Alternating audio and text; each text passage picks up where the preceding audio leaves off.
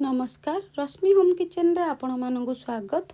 राखी पूर्णिमा उपलक्षे अति सहजरे घरे थिबा तीनोटी जिनिस को लेकिन चलतु आज आम भाई पे मिठा प्रस्तुत करवा। पैन रे गोटे कप क्षीर देदबा, हाफ गिना चीनी देदबा, किछि गुजराती गुंड देदबा। चीनी मेल्ट हवा पर्यंत टिके समय पे घांटी नवा। जो गिनारे आम चीनी नहीं से सेम गिनारे गोटे गिना अमूल पाउडर नहीं जावा। एठी आपण जेकोसी ब्रांडर अमूल पाउडर नहीं पारिबे। स्लो जाल रे कंटिन्यूसली एमती घांटी नौथिबे तो बिल्कुल भी जाल को हाई करेंगे ना ना तलू लगी जापे। तो एबे एठी किछि गुआ घिओ देदबा। गुआ घिओ देवा द्वारा मिठार फ्लेवर बहुत भल आए। ये मिठा खाइबा बहुत टेस्टी लगे। जेहेतु ये मिठा ड्राए थाए तो घरे यहाँ आराम से गोटे सप्ताह पर्यंत रखी खाई पारिबे। देखंतु केते धीरे धीरे बहला भी आसलानी। जदि पारिबे यहाँ नॉनस्टिक पैन रे बनै पारिबे।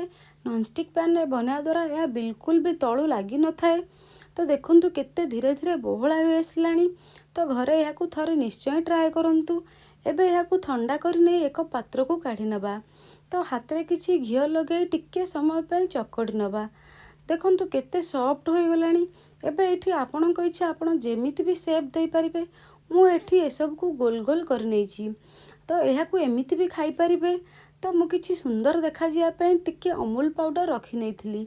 अमूल पाउडर रे देई ए सब को भल भाबरे टिके बाइंडिंग कर नेछि।